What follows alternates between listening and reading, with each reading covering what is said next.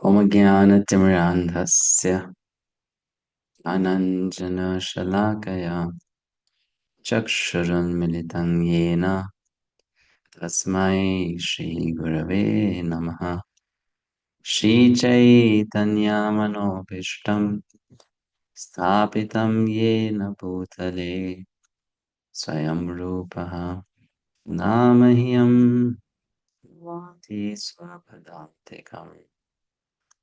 वन्देऽहं श्रीगुरो श्रीयुतापदकमलम् श्रीगुरोन् वैष्णवांश्च श्रीरूपं साग्रजातं सहगणा रघुनाथान्वितं तं सजीवं साद्वैतं सावधूतं परिजनसहितं कृष्णचैतन्यदेवं श्रीराधा कृष्णपदान् सहगणा ललिता श्रीविशाखान्वितांश्च नमः ॐ विष्णुपादाय कृष्णपृष्ठाय भूतले श्रीमते भक्तिवेदान्त स्वामिनिति नामिने नमस्ते सरस्वते देवे गौरवाणी प्रचारिणे शून्यवादी पाश्चात्यदेशतारिणे नमो महावदान्याय कृष्णप्रेमप्रदायते कृष्णाय कृष्णचैतन्य नाम्ने गौरतुषे नमः। हे कृष्ण करुणा सिन्धो दीनबन्धो जगत्पते गोपेश गोपिका कान्त राधां कान्त नमोस्तुते तप्तकाञ्च गौरङ्गी राधे वृन्दावनेश्वरी वृषभानुसुते देवी प्रणमामि हरिप्रिये वाञ्छाकल्पतरुभ्यश्च कृपा सिन्धुभ्य एव च पतितानां पावनेभ्यो वैष्णवेभ्यो नमो नमः। जय श्री कृष्ण चैतन्य प्रभु नित्यानंद श्री अद्वैत गदाधर शिवासादि गौर भक्तवृंद हरे कृष्णा कृष्ण कृष्ण हरे हरे राम राम राम राम हरे हरे। नमोस्तुते व्यासविशालबुद्धे फुल्लारविन्दायतपत्रनेत्रे येन त्वया भारततैलपूर्णः प्रज्वलितो ज्ञानमयप्रदीपः प्रपन्नपरिजाताय स्तोत्रवेत्रैकपाणये ज्ञानमुद्राय कृष्णाय गीतामृतदुहे नमः।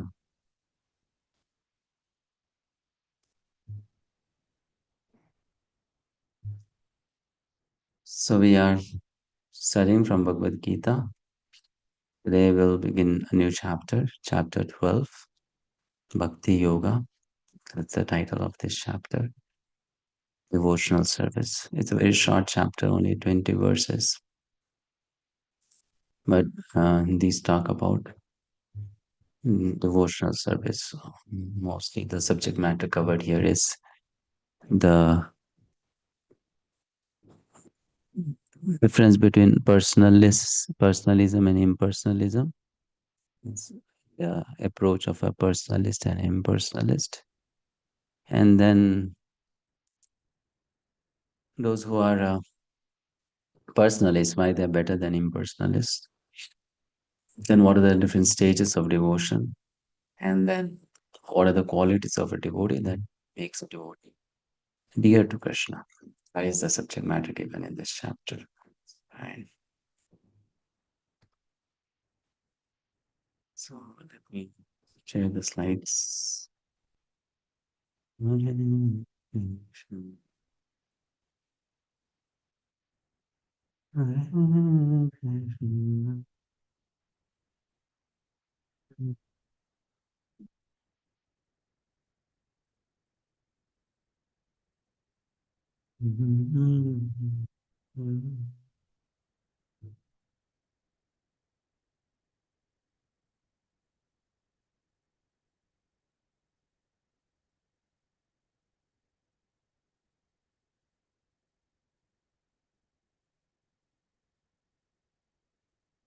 I think I shared the wrong chapter.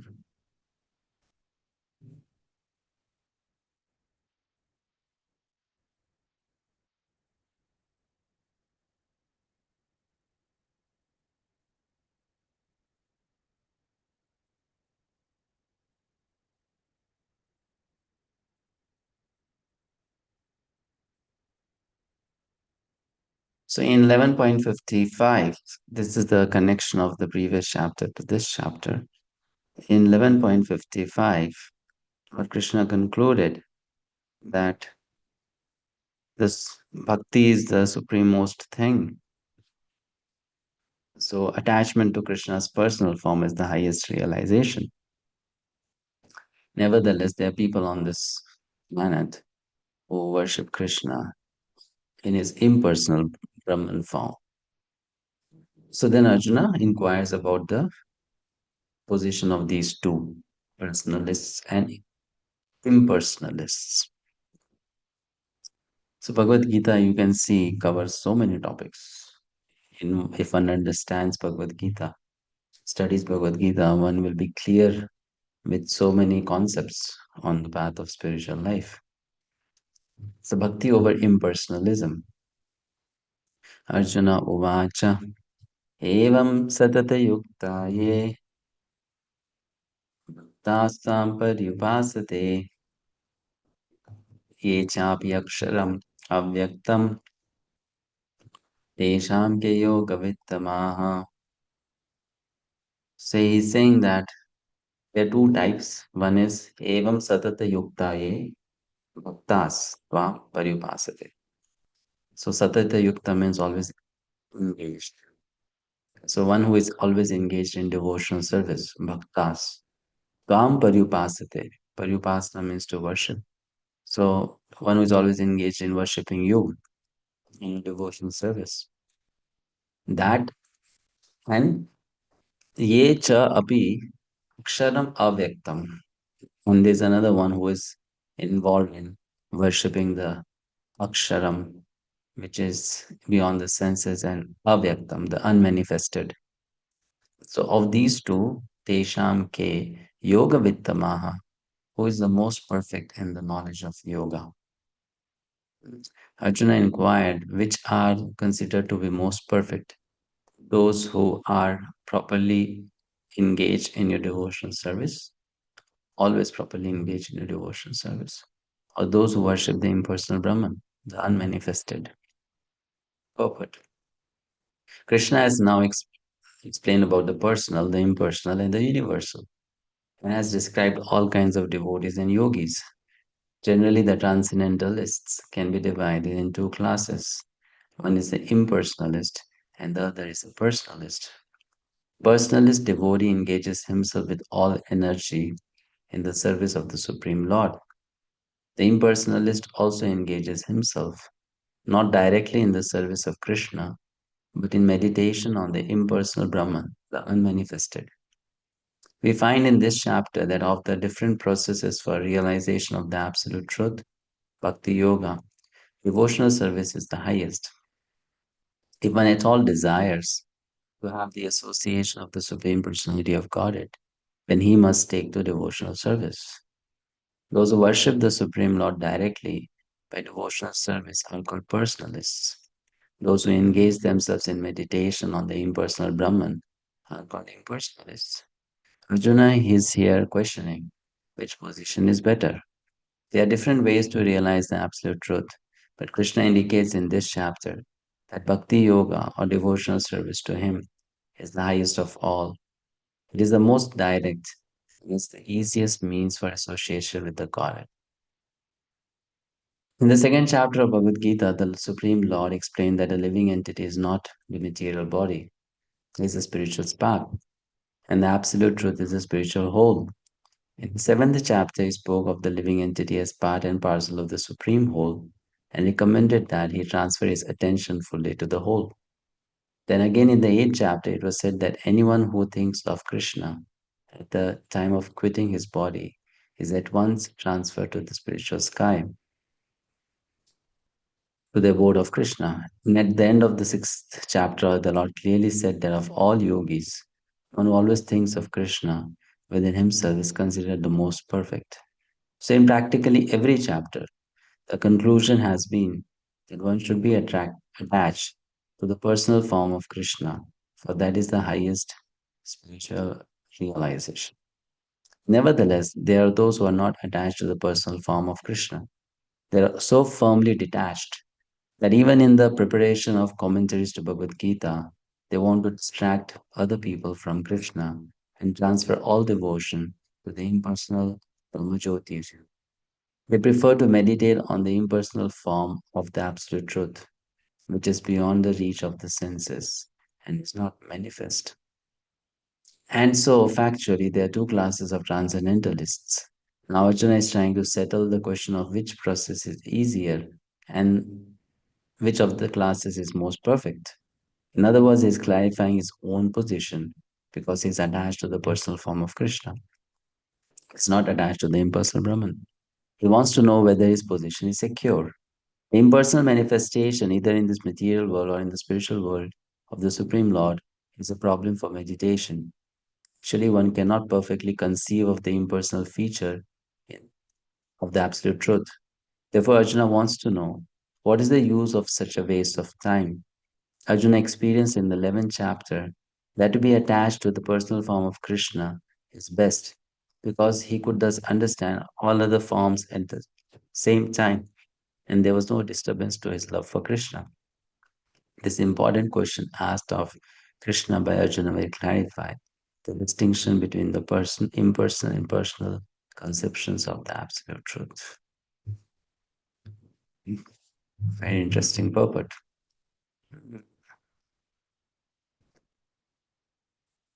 So Arjuna is asking this question because Srila Prabhupada says in the purport he's clarifying his own position. He's a devotee, he's attached to the personal form of Krishna. So he's trying to clarify, is my position better or the position of those who are impersonal? That is better. Because a devotee would always want to give the best to Krishna. So that eagerness is always there. That, am I doing a sufficiently good service or should I improve myself and do better service so that Krishna is more pleased with me? Hmm? So in devotion or in love for Bhagavan, this is an inherent part of it that you are always eager to express your love for the Supreme Lord and you want to also increase that love. So Arjuna is inquiring therefore here and asking for himself and also helping others to understand this subject matter. So Baldev Vidyabhushan Prabhu, he explains this in his commentary, something nice for us to know. He says, in Bhagavad Gita, Lord Krishna explains two different paths, path 1 and path 2. So the path 1 is, as you can see on the screen, is explained in this manner. But you first understand the self, Atma. Krishna explained that in chapter 2. Then you realize the self, Atma. And then you meditate on the source, Paramatma. So this was highlighted in chapters 2 to 6 in Bhagavad Gita. This path. This is what Srila Baldev Vidyabhushan Prabhu says, that you first understand the Atma. So for that, there's this knowledge given between the telling us the difference between the body and the soul. So now you understand, okay, what is Atma? And then the next is you try to realize the Atma. So how do you realize the Atma? What process was recommended in chapters 2 to 6 to help one realize the Atma? Jnana Yoga, Ashtanga Yoga. Yeah, no, Ashtanga Yoga. No, it is given there, but what is the main recommendation in those chapters? If you want to realize निष्काम Atma, कर्म निष्काम Nishkama, कर्म Nishkama Karma Yoga. So that is the method given by Krishna to Arjuna. You follow this method and then you realize the Atma. Once you realize the Atma, you come to that stage, Brahma Bhuta stage. Dya Vinay Sampanne Brahmane Gavi Hastini Shuni Chaiva Shapage Cha Pandita Samadarshinaha. Then The next is you can go on meditating on Paramatma. So that's the process of going from part to the whole. Part is me, whole is Krishna. So I start from the part and then I go towards the whole. All right. So that is explained in chapters 2 to 6. Then there is another path given in Bhagavad-Gita itself. First, you understand the self that is common in both paths 1 and 2. And then instead of working hard to realize that I am spirit soul, you take to the path of acting as spirit soul. Now, what does spirit soul do? The spirit soul is always being a part and parcel of Supreme Bhagavan, dependent on Bhagavan. So you incorporate this attitude that I am servant of Bhagavan, I am dependent on Krishna. Right from the very beginning, as soon as you get the knowledge that I am not this body. So this is the path of bhakti actually, right? And then once you start acting like that, then by the process of bhakti, you meditate on the super soul or Paramatma by engaging in devotional service. Mm. So here you start with the whole first, and then you come later on to personal self-realization. Here, Paramatma realization, God realization happens first, and then what comes as a side product is self-realization. So this is path 2, and this is explained in Bhagavad Gita in chapters 7 to 11. Right? This is what we also practice in iskcon society. We take to bhakti immediately, and then if we become Krishna realized, Bhagavan realized, then we will also become self-realized as a side product of Bhagavan realization. To explain this, Sri Prabhupada used to give a fantastic example, very simple but very much to the point. And what was that example? That example was if you are in darkness, you can't see yourself. So you come out in the sunlight and you look at the sun. So if you can see the sun, then definitely now there's no darkness around because the sun is there. So if you can see the sun, you can also see yourself, isn't it? So instead of looking at yourself, you look at the sun, which means you try to find out sunlight. And if you find sunlight and you can look at the sun, then you can also see yourself. So that's the path promoted here. You first get Krishna realized, and then if you become Krishna realized, you become also self realized. So, of these two paths, which is easier? If you compare path 1 and path 2, which one is easier? The second Part part two. seems actually. Part two. Second. Thank you. So, this path, one worships the Lord with body, mind, and senses, and one becomes quickly realized. So, this is easier than the previous one. So, there are two types of impersonalists. One is those who worship the universal form, and one are those who worship the supreme Brahman, the impersonal Brahman. So this is a helpful information because if you study Srimad Bhagavatam, you'll get confused. They are the worshippers of universal form are also called impersonalists. So then you may think, how is that impersonalism? Because when you talk about form, how is it impersonal? Impersonal means formless, but universal form doesn't have a form. Correct? So why is that impersonal? But then if it has a form, still why is it impersonal?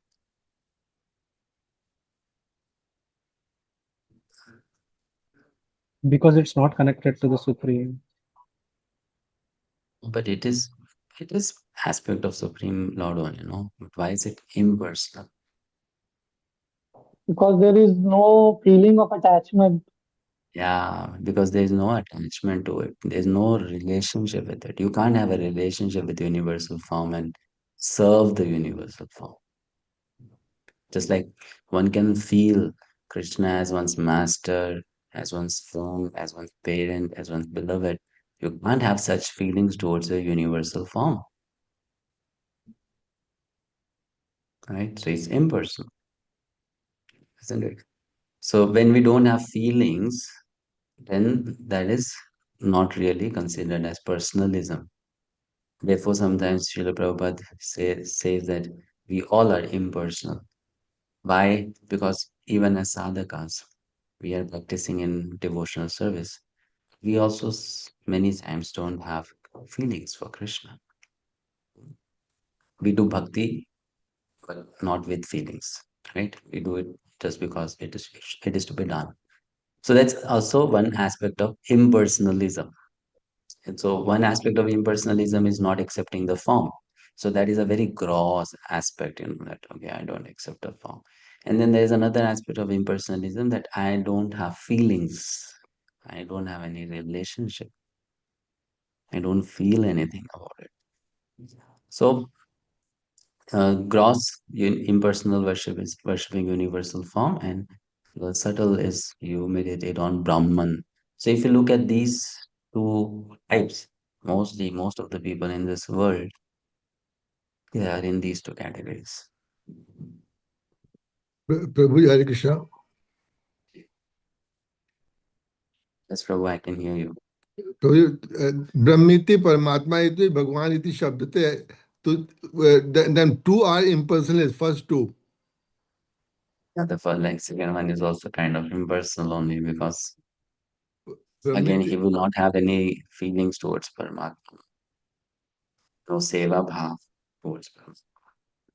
the first two are the impersonalists, the third one is the personalist, मतलब bhakti.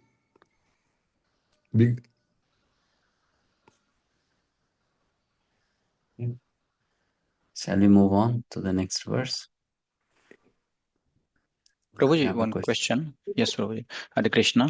Prabhuji, normally Paramatma is considered personal because how do we serve Paramatma? I mean, what form do we meditate? Paramatma does have a form, but then when they meditate on Paramatma, initially they don't meditate on the form, but they meditate on the concept of Paramatma.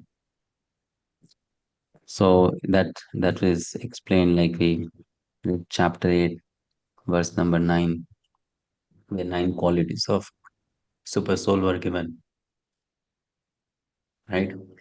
So they meditated on that concept that he's omniscient, he's omnipresent, he's the oldest, he's the most subtle. So when they meditate on that concept, then some of them may end up also seeing the form of Paramatma in the heart.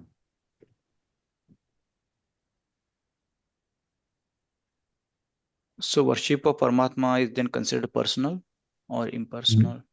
No.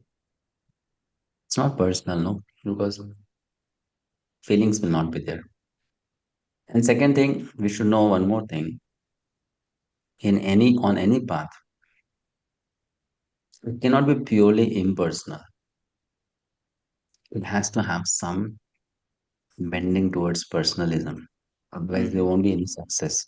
This is explained by Vishnu Chakravarti Thakur that on all the paths, whether it is a path of karma, it's a path of jnana, it's a path of yoga, there has to be little quantity of bhakti present for you to become successful on that path.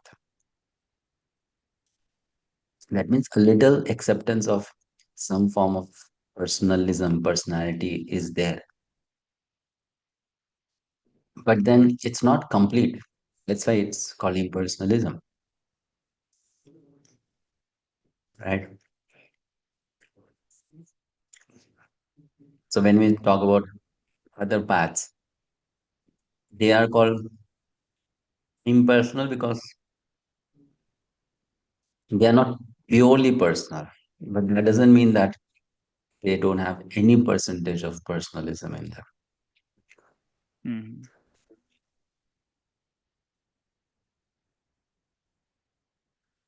So like in Srimad Bhagavatam, we understand from Dhruva Maharaj story that he was meditating on the Paramatma aspect because he did not know the exact, like, he was not really meditating on a certain form of Krishna. No, he was not meditating on Brahma. He was chanting the mantra given by Narad Muni. Mm-hmm. So he was not like less than a strong yogi. He was doing mantra sadhana. Along with mantra sadhana, he was practicing Ashtanga yoga. So there was a mixture of both. Mm-hmm. Right? He was not just standing on one leg and trying to meditate on something. Narad Muni gave him this mantra, Om Namo Bhagavate Bhagavata Vasudevaya. Vasudevaya. Yeah. He was chanting this mantra. So do we consider this as a personal or impersonal, or a mix of both? Consider this as a mixture. Mm. Because at the end, path does not matter. Your conception matters. Mm-hmm. You can also take the process Ashtanga Yoga, Ashtanga Yoga and be a personalist. It's possible. Because Ashtanga Yoga is only a path, no? It's a practice. So it was more suitable in those ages to go by that process, stick to that path. So there's like one is the conception and the other is the path. So sometimes certain paths are designed to take you to a particular goal only. But those paths can also be used to go to another goal. To give you an example, the chanting of holy names of Krishna is supposed to take us to personal realization of Krishna. But the impersonalists also chant the names of Krishna.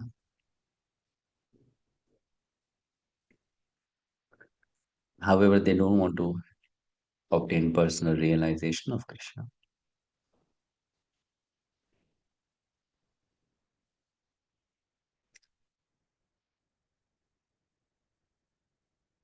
Understanding. So there are two things. One is the conception and the other is the path. So one is to understand which concept you want to aspire for realization. And after that, which is the most suitable path for you to get there? So from Bhagavad-Gita, we come to this conclusion that personal conception of Krishna or form of Krishna is the highest. And the best path to take you to that realization is Bhakti Yoga. Prabhu, Paramatma process can be said as the mixed one. Yeah, it's mixed. Mixture is in all the processes, Prabhuji. There's no pure process. Bhakti has to be there in all the processes to some extent. Otherwise, no success. This is explained by Vishwanath Chakravarti Thakur. There has to be some form of bhakti present in any spiritual practitioner.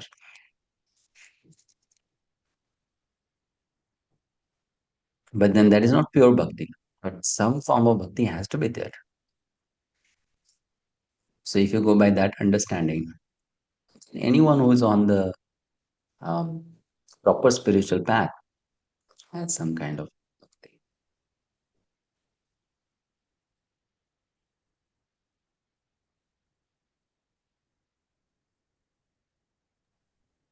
Okay. Hare Krishna, Let's Prabhuji. yes, Prabhuji, Madam. can I ask? Prabhuji, in the slide where you have shown the two paths by Baldev Vidya Krishna Prabhu. So, Hmm? in the second part, where you have written meditation on the source, Prabhuji, you have still written there Paramatma. Is it not on the Bhagavan? Because 11.55 also says that whatever you are doing, you're doing all Yeah. bhakti to me, then So it's basically the same thing. In one, you have the concept of super soul as the super soul. On the other, you have the concept of Krishna as the super soul. Paramatma can also refer to Krishna. which means Bhagavan.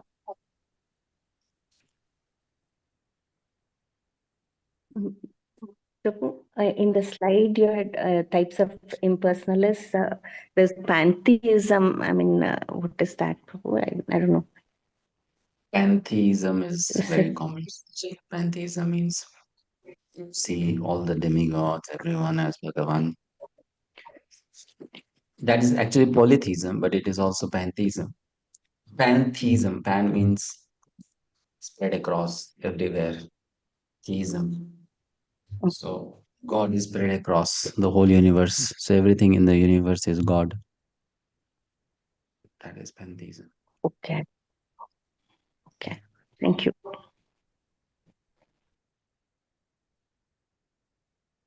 So the people Alright. like who say that the nature is the god, we can consider that's a pantheism. That's Yeah. pantheism. Thank you. Worshipping nature is the same as worshipping the universal form. But it's just that they are worshipping the feminine aspect of the universal form and the masculine aspect. So there is worship of Bhakti. So this is one kind of, but that is also impersonal only. The Shakti is impersonal. Energy is impersonal, no? Energy is not personal.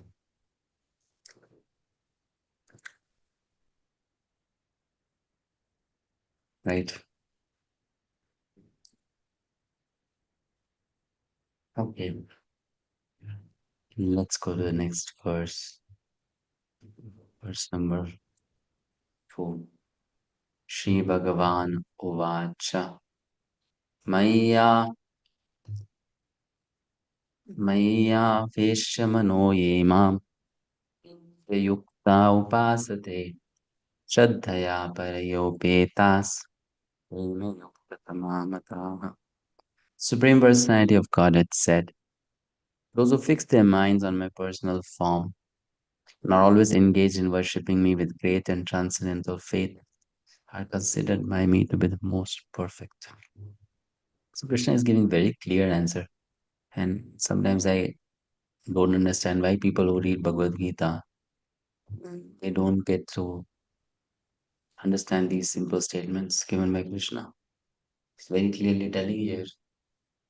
But still people after reading Bhagavad-Gita, they remain impersonalists. So there's no, like, you can say ambiguous statements by Krishna. It's very direct, very clear. But still people, let's read the purport. Arati Mataji. Hare Krishna. In answer to Arjuna's question, Krishna clearly says that he who concentrates upon his personal form and who worships him with faith and devotion is to be considered most perfect in yoga. For one in such Krishna consciousness, there are no material activities because everything is done for Krishna. A pure devotee is constantly engaged. Sometimes he chants, sometimes he hears or reads books about Krishna, or sometimes he cooks prasadam or goes to the marketplace to purchase something for Krishna, or sometimes he washes the temple or the dishes. Whatever he does not let a single moment pass without devoting his activities to Krishna. Such action is in full samadhi. Thank you, Prabhu. Yes. Next verse. 3 and 4. So first Krishna tells who is the best, and then now he briefly explains both of them, both the categories. Ye tu aksharam anirdeshyam avyaktam paryupasate sarvatragam achintyam cha kutastam achalam dhruvam sanniyemindriya gramam sarvatra samabuddhayah te prapnuvanti mameva sarvabhuta hite rataha. So verse number 3 talks about the qualities of Atma or Brahman. 8 qualities are given here. Like Paramatma's 9 qualities were mentioned in 8.9. 12.3 mentions 8 qualities of Atma. So this is the object of meditation for those who are impersonalists. And the process of meditation is given in verse number 4. Sanniyamindriya gramam sarvatra samabuddhaya. So this is the analysis done by Baldev Vidyabhushan Prabhu.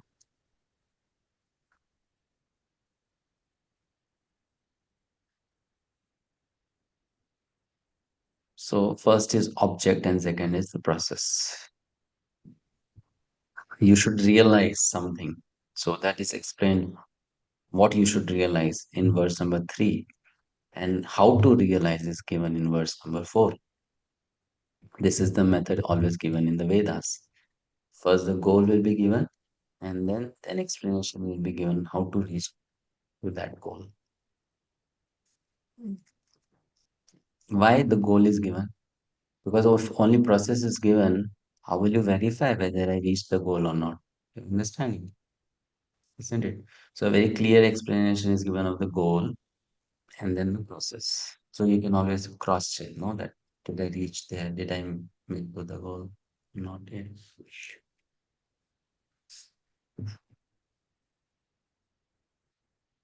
So 8 qualities of soul. But those who fully worship the unmanifested, that which lies beyond perception of the senses, the all-pervading, inconceivable, unchanging, fixed and immovable, the impersonal conception of the absolute truth, by controlling the various senses and being equally disposed to everyone. Such persons engaged in the welfare of all at last achieve me. At last achieve me, we'll discuss that later. First, let's read the purport. Yes, who is Sanjay Prabhuji? Hare Krishna Prabhuji, Dandot Pranam. Those who do not directly worship the Supreme Godhead, Krishna, but who attempt to achieve the same goal by an indirect process, also ultimately achieve the same goal, Sri Krishna. After many births, the man of wisdom seeks refuge in me, knowing that Vasudeva is all. When a person comes to full knowledge after many births, he surrenders unto Lord Krishna. If one approaches the Godhead by the method mentioned in this verse, he has to control the senses, render service to everyone, and engage in the welfare of all beings. It is inferred that one has to approach Lord Krishna, otherwise, there is no perfect realization. Often, there is much penance involved before one fully surrenders unto him.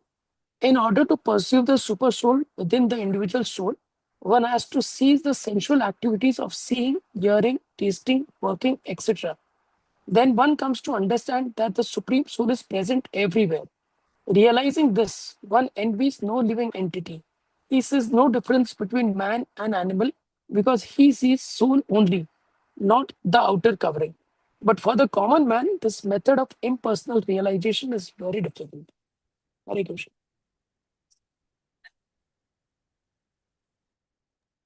So you can understand, right? It's quite a difficult process. In the second paragraph, it is explained.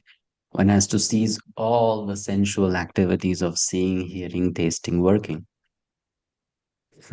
So that's difficult.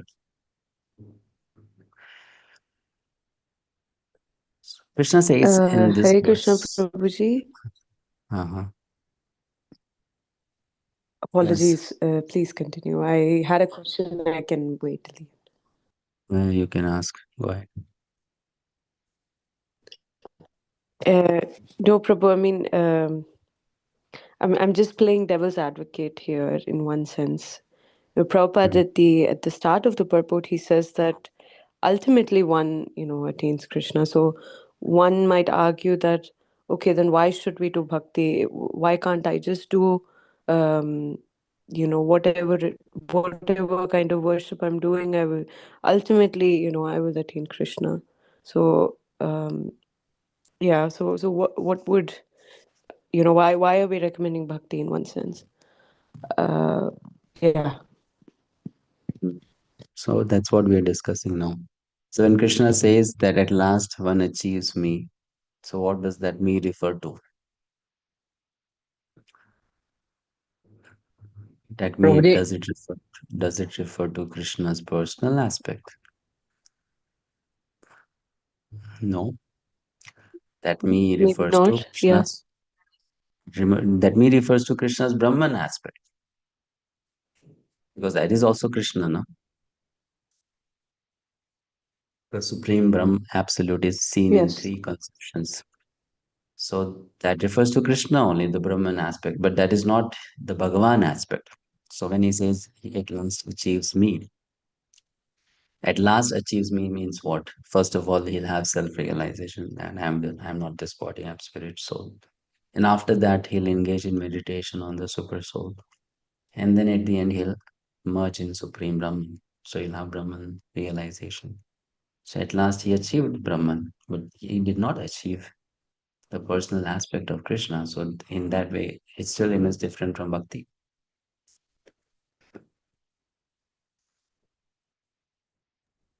Okay.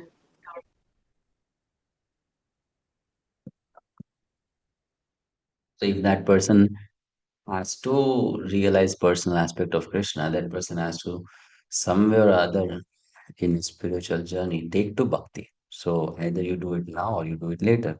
So what is the intelligent thing to do then? Not now. If I have to do it anyway, then I should start right away.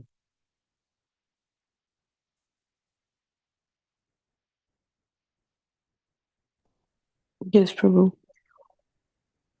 Right?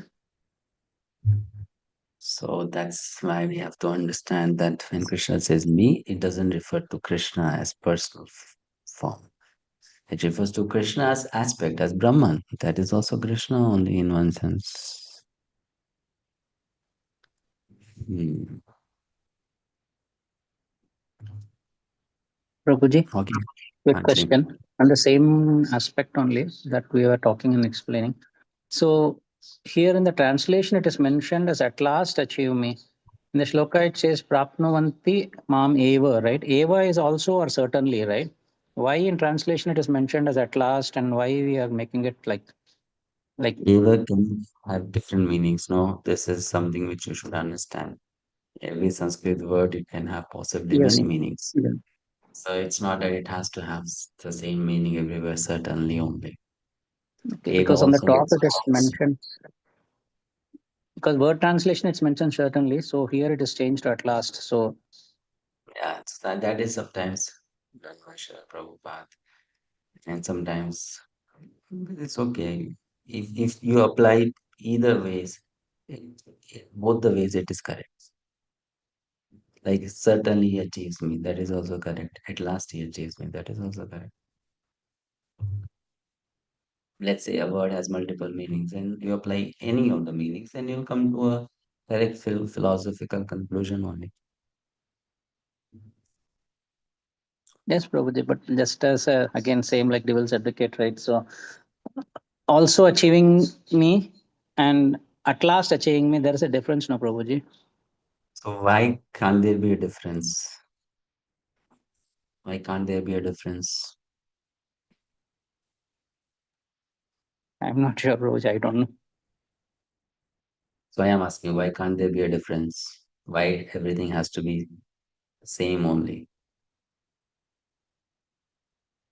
No, no, I'm not saying that it has to be same. My question is it really like if we do bhakti, we will. It's an easier path. We know that, and it is probably will That is achieve that is earlier. that is a that is a different topic. Let's come to this topic of what is the meaning of the word ever used, right? If you mix it with what mix it with bhakti thing, that then that I've already answered to Sharada Mataji's question. Yeah. Don't mix those two things. That is a different thing. If you think that here it means okay, even if you don't do bhakti, you can attain to personal conception of Krishna, then that is not what this verse is telling. Yeah. You have to do bhakti sometime or other if you want to end up in personal realization of Krishna. So how can one say then, okay, I'll not take to bhakti now. I'll just stick to this path. So you stick to this path, and then later on you take to bhakti. No problem. But why wait if you are already coming to know that the conclusion is I have to take to bhakti only? Why not take to it now? Yes, Prabhuji. Isn't it? So that is the thing. And then when you talk about the meaning of the words, as I said, You can apply both ways. You apply, okay, let's take the word of the meaning, Eva is certainly. So he certainly achieves me. What's wrong in that? No, either way, it's nothing is wrong. But only thing from an understanding perspective, also achieves means at some point he'll achieve. It could be early, it could be middle, it could be late also. When we say at last achieves me, it's always at the end only. At last, so it will be at end only. Let's look to the next verse, no? Then your doubts will go away. We'll go to the next verse. When you Hare say, Krishna, Prabhu. I when you have a say question, he will achieve it quickly or in the middle or at the last. So Krishna will clarify in the next verse. On this path, you cannot achieve it quickly. On this path, you take ages and ages and ages. Okay, then thank you, Prabhu. On that path, his success is not easily attained. Yes, Tulsi Mataji. Hare Krishna, Prabhu. Thank you. So my question is relating to this sentence. In order to perceive the super soul within the individual soul, one has to cease all the sensual activities.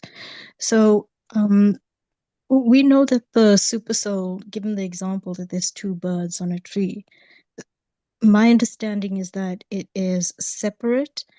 However, it might be an incorrect understanding. How do I perceive the super soul within the individual soul? Are they not separate?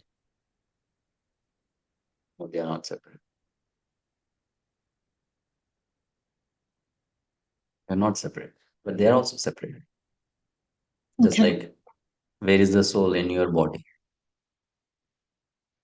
The region of the heart. No, inside or outside? Inside the gross body. So is it separate from the body? Okay.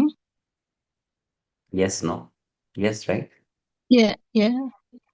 So similarly, the super soul is inside the soul, but separate from the soul. Okay, so it's contained within okay, I get it. Thank you, Hare Krishna. Okay.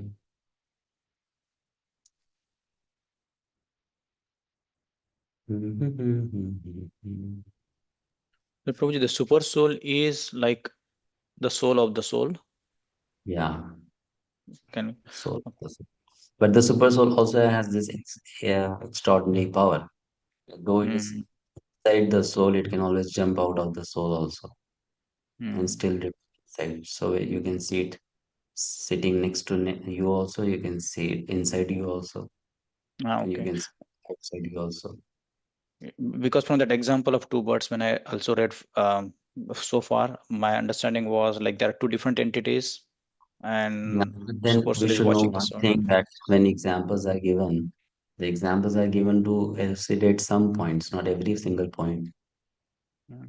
Because how will you find an example of one thing, another, inside another thing to compare the soul and super soul? It will be very difficult, no? So that's why a more relatable example is given. Because now we are little developed in our understanding, so we can understand, okay, there can be super soul inside the soul also, there can be the soul of the soul also. But when you are very gross and you are trying to understand, then you need a more gross example to explain the the difference. So the two birds example is basically to tell us that these two are separate, in the sense they are two different entities.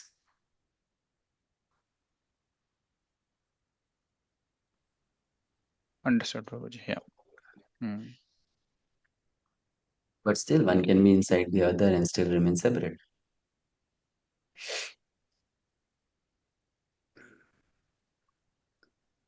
Right.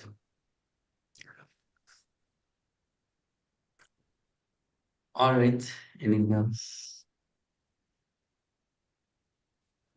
Prabhu, this is maybe it's a bit unrelated, but I wanted to ask you, I mean, what is the difference between, is the super soul, how is the, like the Virat Rupa and the super soul different? Because my understanding has been that, you know, the soul does, The super when soul, liberated, does not carry the super soul. yes. So, because you see, the Virat Roop is different. The first thing is a little different from the second part of your question. The first part is the first part is how is Virat Roop different from the super soul? So Virat Roop is, you can say, an external material manifestation of the omnipresence of the super soul.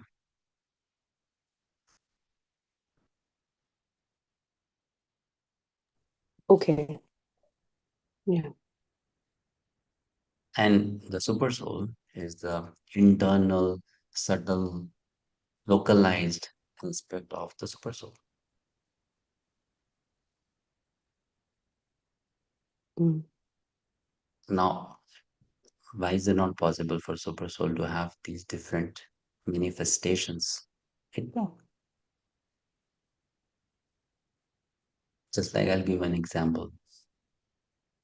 You know about you know about uh, mhm, mhm. You know about people who are psychic. You heard of people who are psychic. So Meaning you they know, have some psychological disturbances? No. no, Psychic as in no, they can see the future, or no? no. So psychic means those who don't see your gross form, but they see your energy form.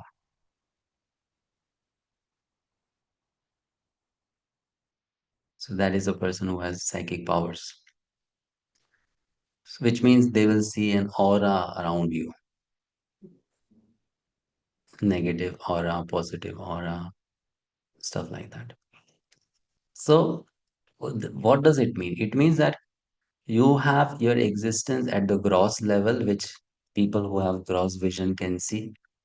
Then you also have existence at the psychic level, which people who have psychic powers can see.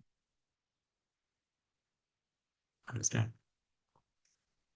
So it is you yourself existing at different planes. So if I as an entity can exist at different planes and different personalities with those visions can see me in those planes, why can't the super soul exist at different planes of vision? Mhm. Are you able to Okay. understand? Yes. Prabhu, So can you this is repeat the definition of the Virat Roop and the Super Soul that you did at the start? definition. I did not give a definition. I just explained how it appears. So I said that the universal form is the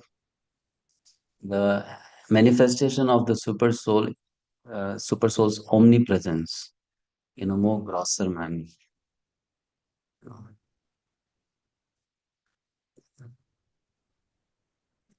So it's a material form of the super soul. Gross means material. If it is not material, how can it be gross? No.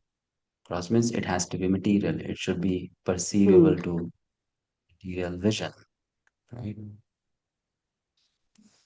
But then that matter is also not the matter which we see. We see the most Yes. gross form of matter. Mm. But this is a little more subtle form of matter. And then super soul is a more subtle form of vision.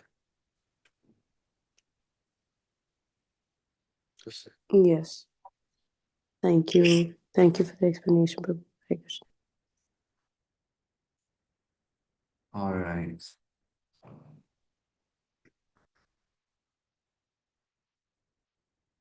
Okay.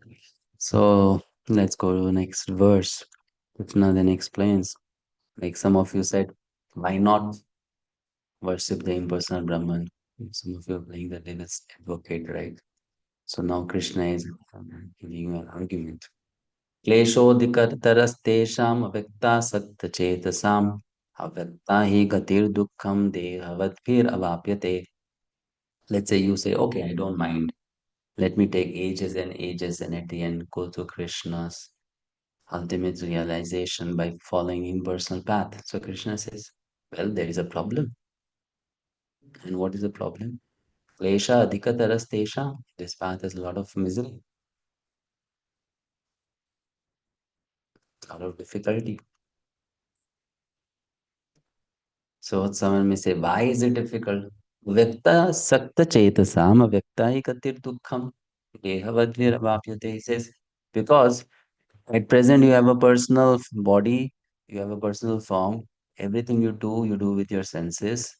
You like to be personal, you like to interact, you like to have relationship. And then suddenly you are told, forget about all this. Just meditate on the impersonal aspect. So how difficult is it it's going to be for you as a practitioner? So this path has a lot of difficulties. You know.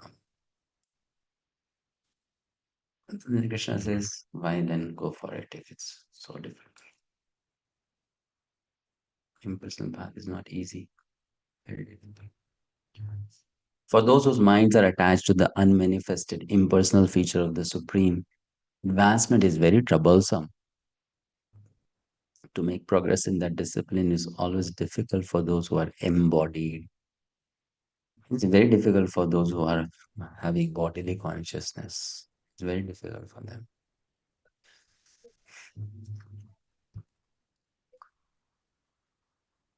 Okay, but how is it difficult? You can yourself think about it. Path of impersonalism demands first take sannyas, then you talk about anything else. So then is it easy? Right. That's what Adi Shankaracharya said. First take sannyas, then you come to have any talk with me. Before that, don't talk to me. It's very difficult. Purport. Swam Prabhuji. Hare Krishna. The group of transcendentalists who follow the path of the inconceivable, unmanifested, impersonal feature of the Supreme Lord are called Jnana Yogis, and persons who are in full Krishna consciousness engaged in devotional service to the Lord are called Bhakti Yogis. Now, here the difference between Jnana Yoga and Bhakti Yoga is definitely expressed. The process of Jnana Yoga, although ultimately bringing one to the same goal, is very troublesome, whereas the path of Bhakti Yoga, the process of being in direct service to the Supreme Personality of Godhead, is easier and is natural for the embodied soul. The individual soul is embodied since time immemorial. It is very difficult for him to simply theoretically understand that he is not the body. Therefore, the Bhakti Yogi accepts the deity of Krishna as worshipable because there are some bodily conceptions fixed in the mind, which can thus be applied. Of course, worship of the Supreme Personality of Godhead in his form within the temple is not idol worship. There is evidence in the Vedic literatures that worship may be Shaguna or Nirguna, or the supreme processing or not processing attributes. Worship of the deity in the temple is Shaguna worship, for the Lord is represented by material qualities. But the form of the Lord, though represented by material qualities such as stone, wood, or oil paint, is not actually material. That is the absolute nature of the Supreme Lord. The crude example may be given here. We may find some mailboxes on the street, and if we post out letters on those boxes, they will naturally go to their destination without difficulty. But any old box or any imitation which we may find somewhere but which is not authorized by the post office will not do the work. Similarly, God has an God has an authorized representation in the deity form, which is called Archa Vigraha. This Archa Vigraha is an incarnation of the Supreme Lord.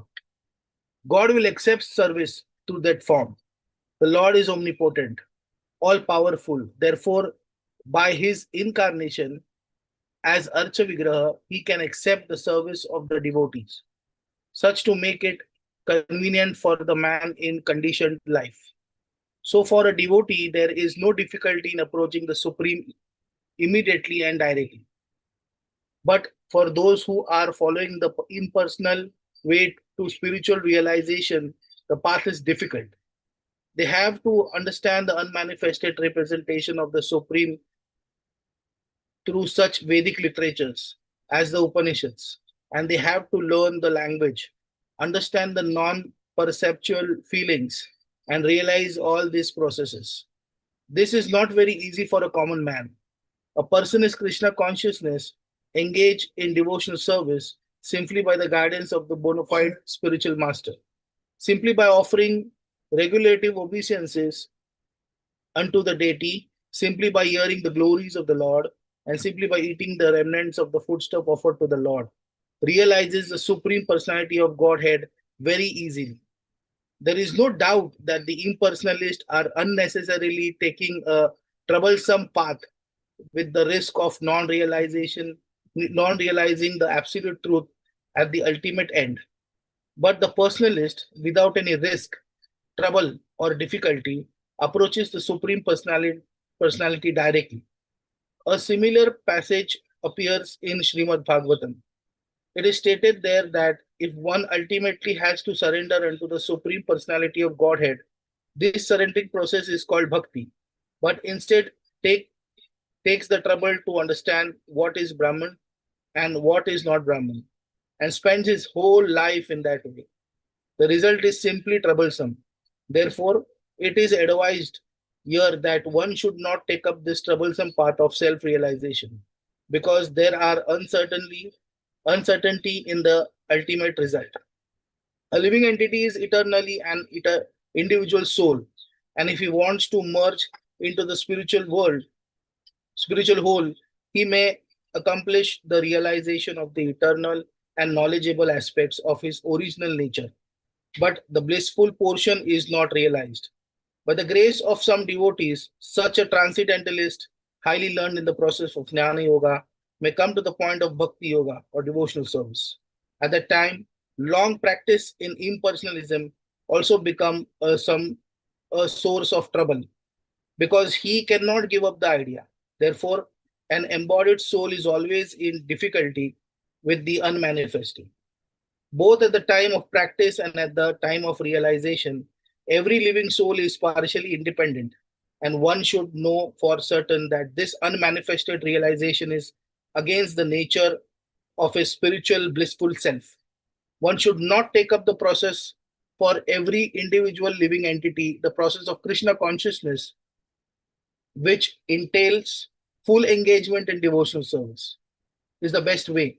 If one wants to ignore this devotional service, there is the danger of turning to atheism. Thus, the process of centering attention on the unmanifested, the inconceivable, which is beyond the approach of the senses, as already expressed in this verse, should never be encouraged at any time, especially in this age. It is not advised by Lord Krishna. Hare Krishna.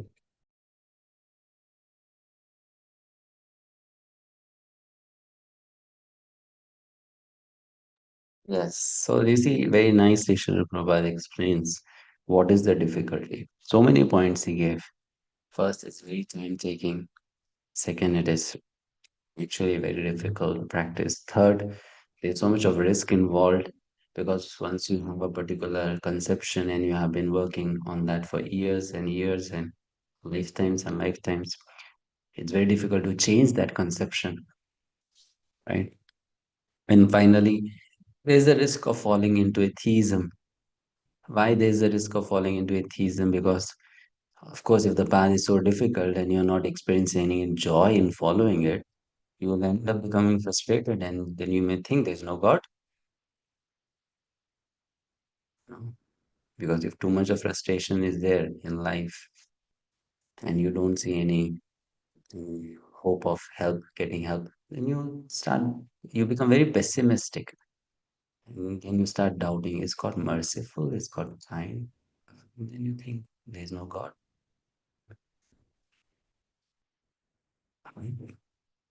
So these are the problems with impersonalism. Prabhuji, may I ask a question? I mean, could you please explain the difference between idol, deity, archvigra? Because generally people consider deity worship is also like idol worship. I mean, what is the difference in these two? There's differences in the word. Hmm. Idols are used by, it's per English dictionary. It is So, used for any, you can say, sculpture of any living thing. So it can be of a dog, of a cat, of some human being, beautician, etc. So that is called idol. So this word idol, how does it come? We have to know the history of it. So it comes from the biblical religion. When you say biblical religion, or you can better say Abrahamic religion. So it comes from Abrahamic religion. Abrahamic religion, you know, there are two Abrahamic religions. One is Islam and the other is Christianity. They both are Abrahamic religions because the source is the same, right? Abraham, he had two sons, Isaac and Ismail. From Ismail came Islam, and from Isaac came Christianity or Judaism, right? So these are Abrahamic religions.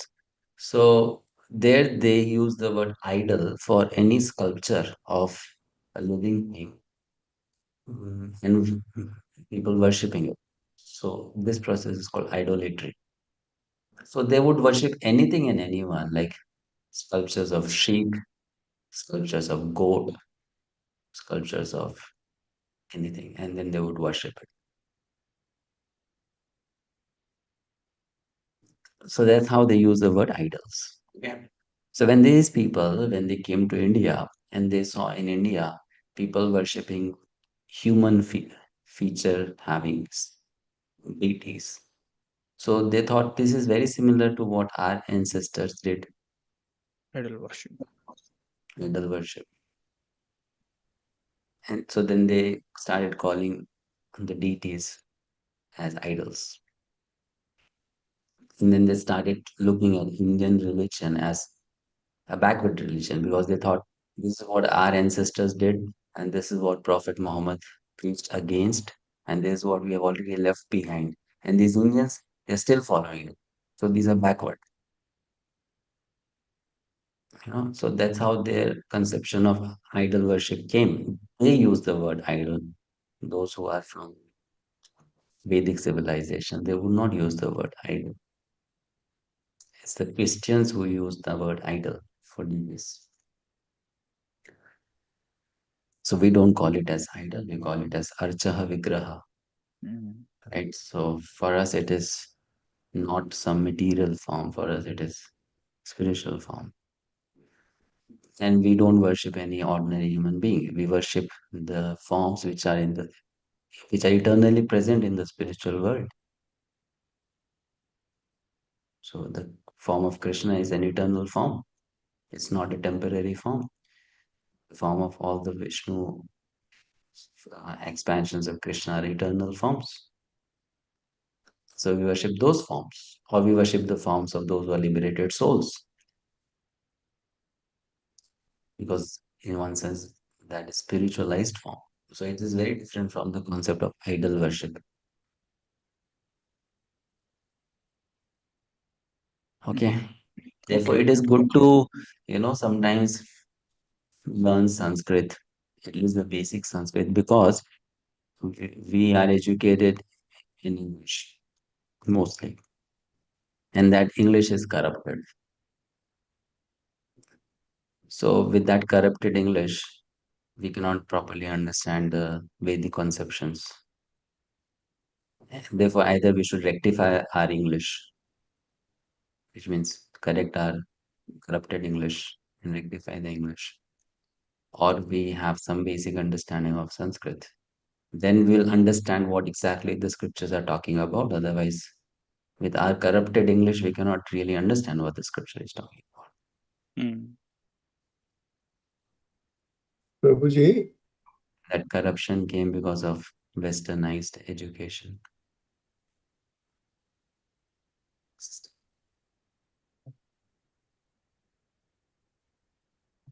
Yes, Prabhuji. Prabhuji, in the present circumstances, what could be the English meaning of the Archa Vigraha? Srila Prabhupada calls it In as order to DT. explain, DT. DTs. Yeah, DT. That is English word used by Srila Prabhupada. DTs. Okay, Prabhuji. That's what he uses. As such, not every Sanskrit word has an English translation. Vigraha As means such, DT and Archa means to which can be worshipped. Archa means Vigraha means DTs. And Archa Vigraha means Vigra means form. and Vigra Archa means form. So Archa Vigra means worshipable form. So that worshipable, Archa worshipable form.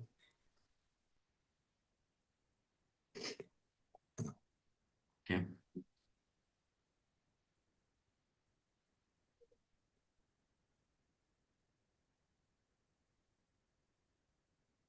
Next verse. ये तु सर्वाणि कर्माणि मयि सन्न्यस्य मत्पराः अनन्येनैव योगेन मां ध्यायन्त उपासते तेषामहं समुद्धर्ता मृत्युसंसारसागरात् भवामि न चिरात् Partha मय्यावेशितचेतसा. Now, on the other hand, Lord explains how the path of bhakti is so nice.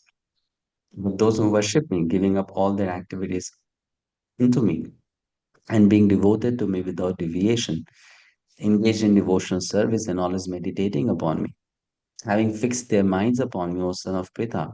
For them, I am the swift deliverer from the ocean of birth and death. So there he said, you will get success after long, long, long time. And here he says, swift. He says, swift. The person gets swiftly delivered in the cycle of birth and death. So that is the difference. Forward.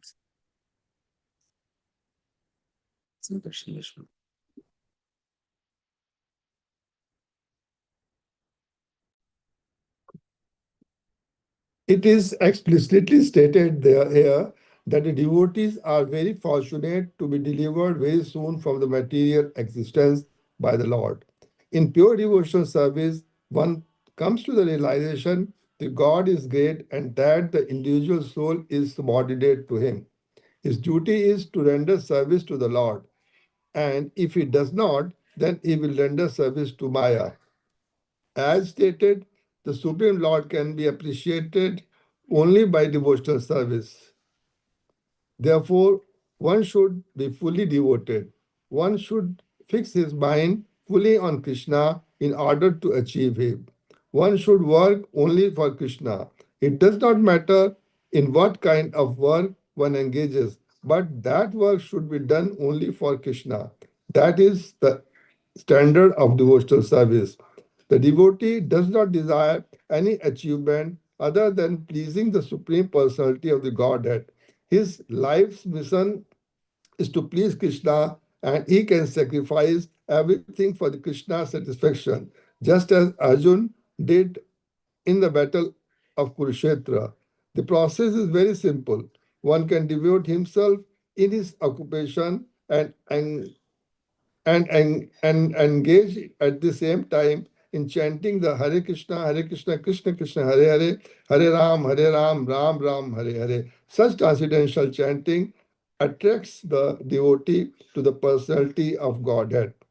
The Supreme Lord herein promises that without delay he will deliver a pure devotee, thus engaged from the ocean of material existence. Those who are advanced in yoga practice can willfully transfer the soul to whatever planet they like by yoga process, and others take the opportunity in various ways. But as far as the devotee is concerned, it is clearly stated here that the Lord himself takes him. The devotee does not need to wait to become very experienced in order to transfer himself to the material sky. In Varaha Puran, this verse appears.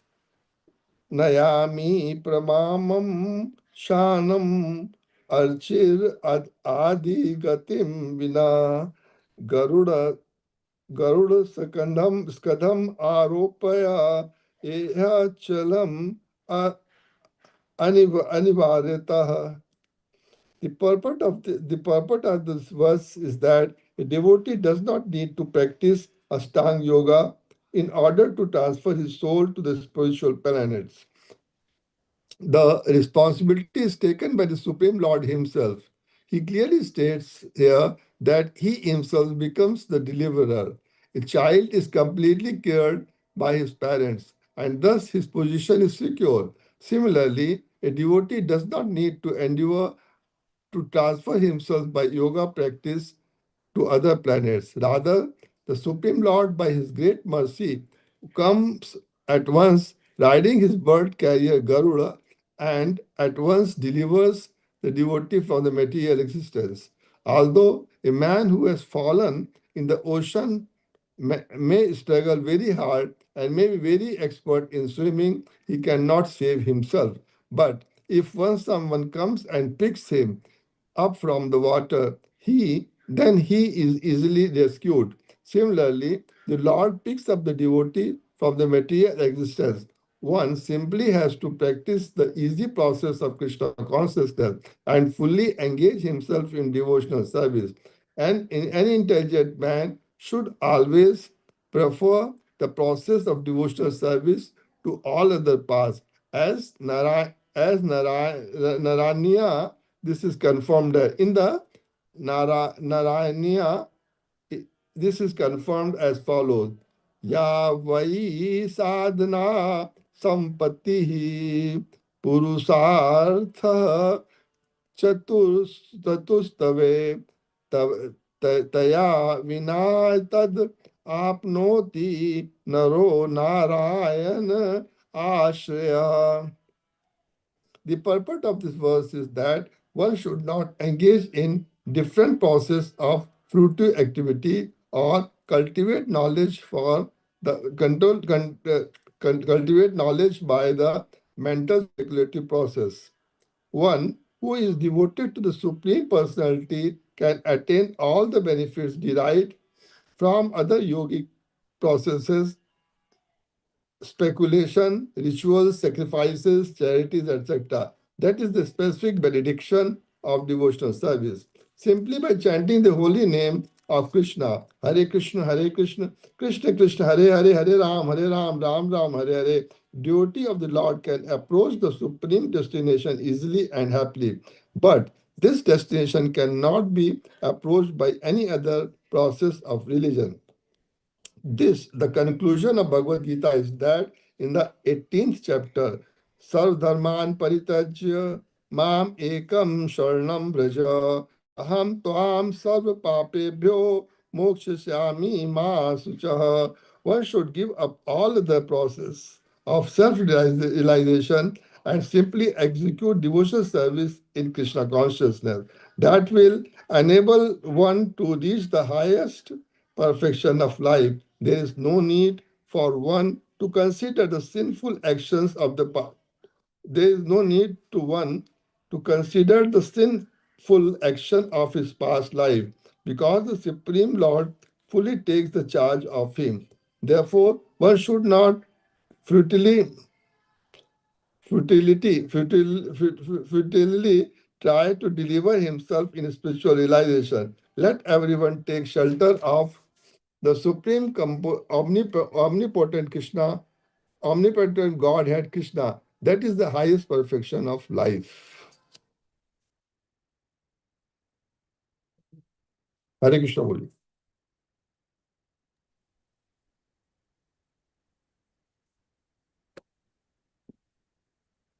Okay, so this section gets over here, first 7 verses. It's very interesting. Krishna tells here that he personally comes to deliver his devotees. as a child of Krishna. We all know the story of Gajendra. He was personally delivered by the Lord. So this is his very kind of Krishna towards his devotees. Rather than waiting at the entrance of Vaikuntha, Krishna personally comes to the material world or sends his representatives to pick up, so give you a pickup service, right? And take back to God. So, Prabhuji, Haji, Prabhuji, once you said a purpose of our life we come to know later. But as it is written in this verse at last, highest perfection of life is attainment of Godhead. So is that purpose of our life?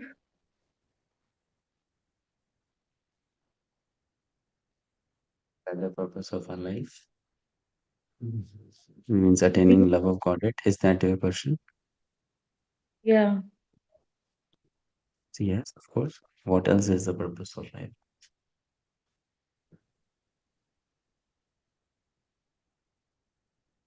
What was the what other purpose you thought so far last 2.5 years of you practicing Krishna consciousness other than love of Godhead? Only to serve devotees, Guru Maharaj. And So yes, love you will, Godhead. you will serve only if you love, if you have love. If you don't have love, then serve for some time and then after that stop serving. But How that can love will come serving now. yes, that love will come by serving, but service also done because there is some love, no? So if only love is there, then there is seva, right? Otherwise, how can there be seva? So both are related. They are not separated from each other.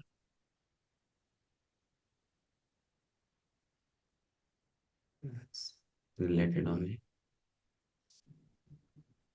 Okay, fine. Anything else? Any other question? Let's start in the next section. No questions. Let's go to verse number 8. So Prabhu, verse number one thing, I mean, Hare Krishna, Prabhu, before that, could I ask a question? yes. Yeah, you talked about Gajendra, he was taken personally by the Lord. I mean, that was a Narayana form, right, Prabhu? Or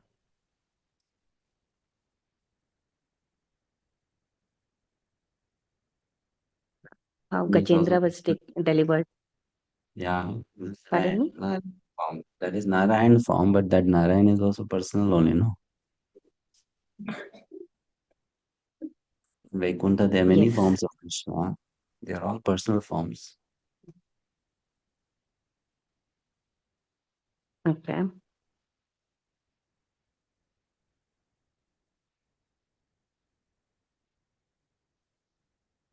Okay.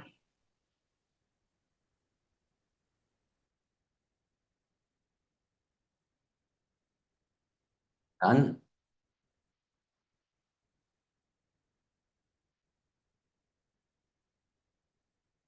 So verses 8 to 10, stages of devotion. Here Krishna gives top to bottom explanation of the stages of bhakti, starting with the topmost and then going to the bottommost. Okay, very interesting. 5 verses. Nice. So first he speaks about bhakti performed with internal senses. So when you say internal senses, what is internal sense? Which sense is the internal sense? Mind. Intelligence. Yeah, mind and Mind. intelligence, right? Okay. This is the internal. And then external, the five. And the five karmendriya, five jnanendriya, right? These are the external. Huh? Yeah. So bhakti with internal senses. So that's the first one. Topmost. So verse number 12.8. You can first look at this table. This is given by Srila Vishwanath Chakravarti Thakur. So bhakti with internal senses is explained in verses 8 and 9. And verse 8 talks about two types of bhakti. 9 talks about the third one. So there are three types of bhakti which are performed with internal senses. And then there is bhakti with external senses. So let's look at the verse 8. So verse 8 talks about two types, smaranatmika and mananatmika. Smaran and manan.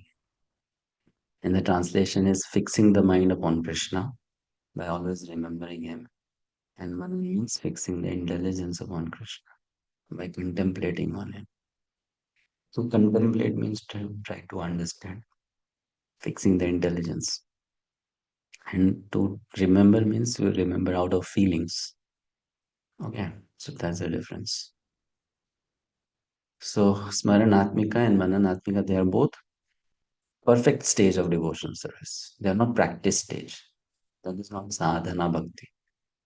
When is success obtained already.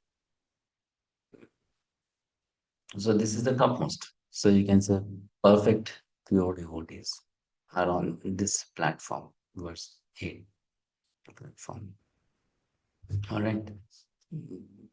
Prabhuji, one question, the one we chant daily, Hare Krishna Mahamantra, isn't that Smaranatmika? I mean, like we do chant the name, right? But like not sometimes, but most of the times, like we just, I just chant like, not fixing the mind or something, just like as a practice. We try to fix it, but it doesn't come under that. But smarana we do, right? While chanting the holy name. With Smarana. While chanting the 16 rounds, like this Hare Krishna Mahamantra. Does that come under this? Or? So how chanting Hare Krishna 16 rounds. So that is, how can there be Smarana? That is Kirtan, no? You're chanting. You're doing Kirtan. Okay. Or hearing. So then you're doing Shravan.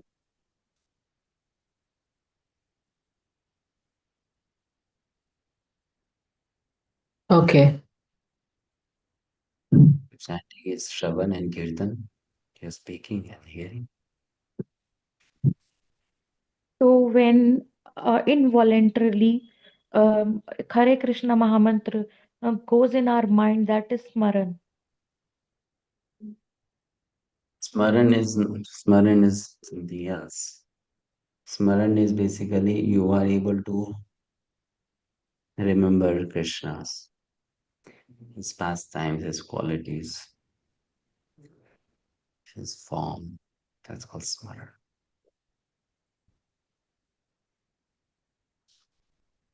That only pure devotee can do, na?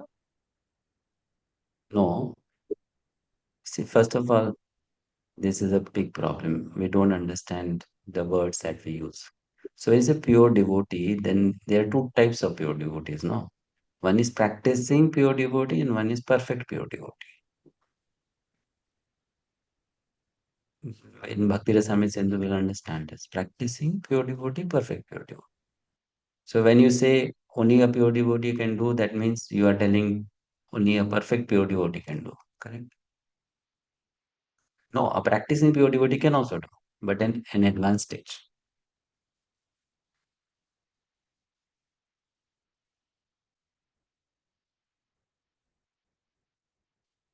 All right. So, but it is advanced stage because for smarana to be possible, you have to have mind control. Without mind control, smarana bhakti is not possible. So then mind control is not easily attained, no? It's only attained after long practice. Without mind control, smarana bhakti is not possible. Does practicing pure devotee can see the pastimes of the Lord? Yes. sometimes. Okay. Yes, can see at advanced stage, at the stage of bhava or a little bit below bhava, can see. But then that person is not very far from perfection. Like at the door of Vaikuntha. So that's not very far, no. You are at the door. So if you're at the door, you can always catch a glimpse of what is going on inside, isn't it? You're not inside, but because you're at the door, you're outside. But you're so close, so you can always catch a glimpse of what is going on inside.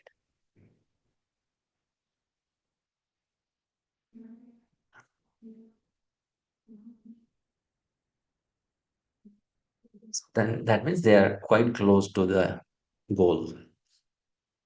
They can also see. Sure.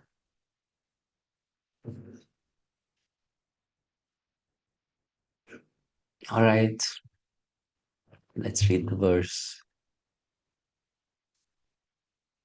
12.8. Thus fix your mind upon me, the Supreme Personality of Godhead, and engage all your intelligence in me. Thus you live in me always without a doubt.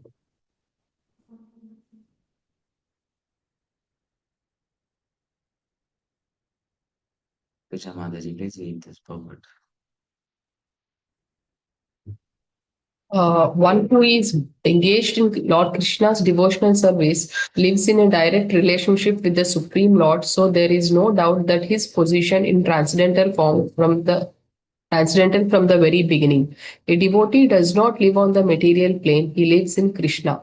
The holy name of the Lord and the Lord are not different. Therefore, when a devotee chants Hare Krishna, Krishna and his internal potency are dancing on the tongue of the devotee. When he offers Krishna food, Krishna directly accepts these eatables and the devotee becomes Krishnaized by eating the remnants. One who does not engage in such service cannot understand how this is so. Although this is a process recommended in the Bhagavad-Gita and in other Vedic literatures. Thank you.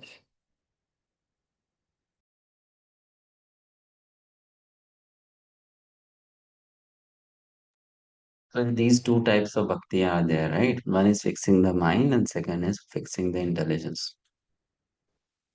So after this, the next one is ninth, verse number 9. And then Krishna is going to tell, if you cannot think of me spontaneously, naturally, then you should practice thinking of me. So it is explained by acharyas that that is the stage of sadhana bhakti. Verse number 9 is the stage of sadhana bhakti, right? So you can understand it that when you take diksha, you are supposed to be at this stage, verse number 9 stage, sadhana bhakti. And after that, the next stage is there, which is given in verse number 8, smaranatmika bhakti and mananatmika bhakti. So what do we understand from this? That even performing sadhana bhakti is not a small thing, right? It's not a small thing. To be committed to sadhana bhakti is also a rare thing in one sense. And then when you have come to sadhana bhakti or you have gotten this chance of performing sadhana bhakti, then the next step is mananatmika. Mananatmika means fix your intelligence on Krishna. So how do you fix your intelligence on Krishna? You fix your intelligence on Krishna's Vani. So that means you study the scriptures. So your intelligence is always revolving around the subject matter given in the scriptures. That is mananatmika. So that's why Srila Prabhupada wanted that all his disciples should study his books.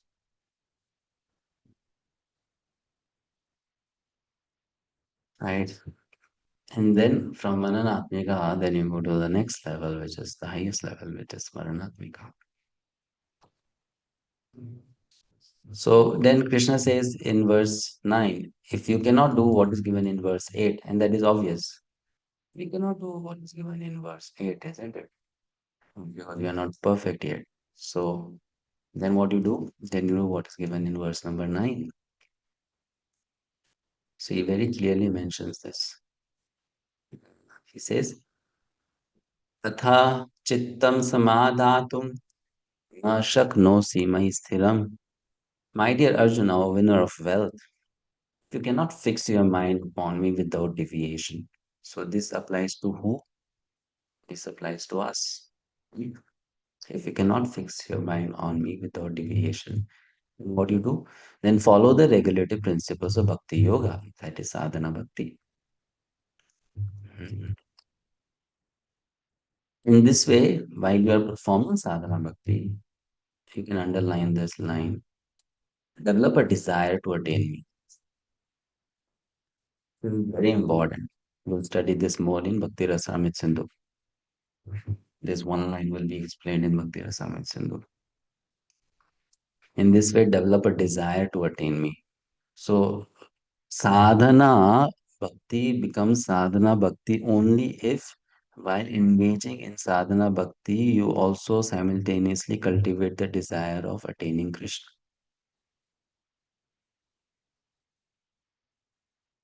Otherwise, sadhana bhakti is not really sadhana bhakti. So, if the conception of the goal is not clear and one is performing sadhana bhakti, then that will not take one to the goal. This is very important to understand. Sometimes people think you just know the process, that's enough. But if the process alone is enough, why the goal is explained?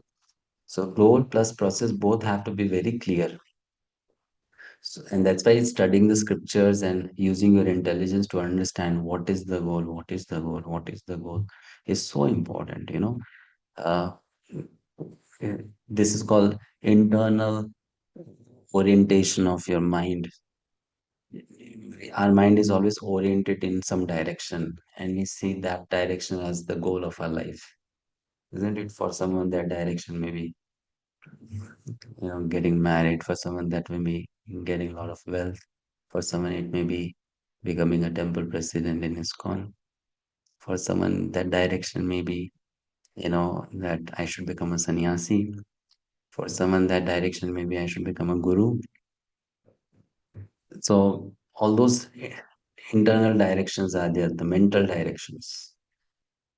So externally we are doing chanting or doing sadhana bhakti, but our internal direction is not pointing to Krishna. It is pointing to something else. Right. I hope you understand what I'm trying to say. So we are sailing, in the sea. We are on the ship. The compass is not pointing in the right direction.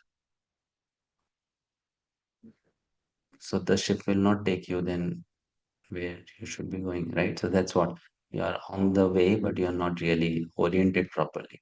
So when we do this swadhyaya is done to reorient ourselves by developing a better and better understanding of what is the goal, what is the goal, what is the goal. So that's why study is so important. Some people they say, no need to study, you just chant Hare Krishna, you just do bhakti and everything will be obtained. But if you're not clear about the goal, how will you get there? You have to always reorient your mind and intelligence in the right direction. You know.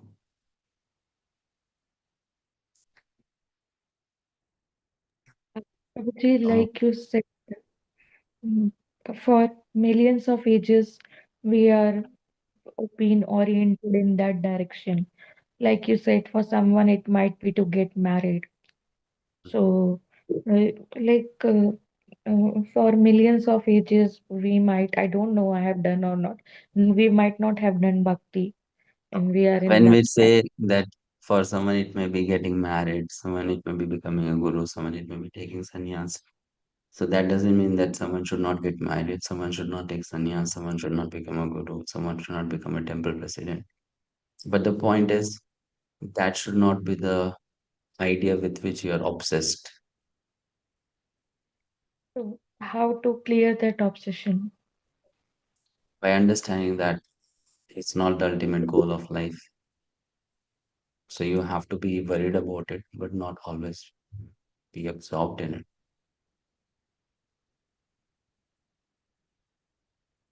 But mind will play tricks like that only. Yeah, so you have to, that's why big use your intelligence. No, this is how you use your intelligence. You try to understand your own mind, how my mind works, isn't it? So there are certain things which is, you can say, a part of life. And if it is there, it may help you. But what if you don't get it? Let's say, let's imagine a situation if you don't get it.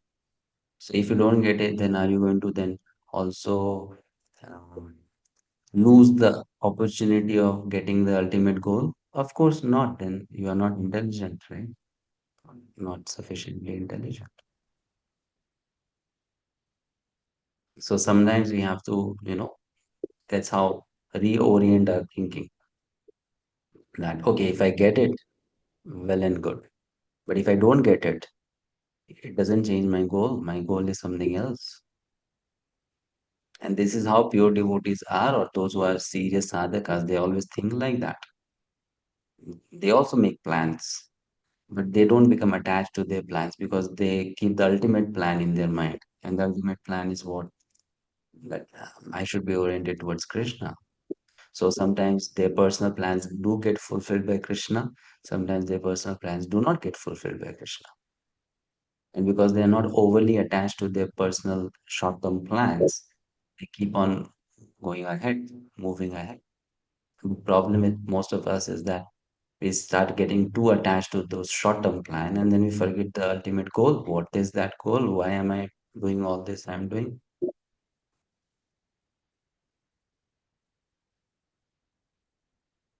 Thank you, Prabhuji. Right. So this we have to tell to our own mind basically. Basically, we have to tell that to our own mind. We have to preach to our mind. And this is very important. So sadhana is done for the goal, and that goal should be always in mind.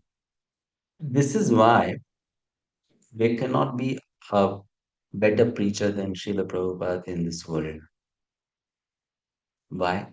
Because his every purport will make the goal extremely clear. You open any purport of Srila Prabhupada. He doesn't compromise with the goal. He hits on the nail. What is the goal? Going back home, back to God. That's all. Everywhere, it just hits on the nail. You understand the goal, you understand the goal, you understand the goal. Isn't it? He repeats it so many times. Why? Because he wants us to always be focused on that. If we are not focused on that and we are doing whatever we're doing, even if you're doing it perfectly, we will not get there. We will not get there.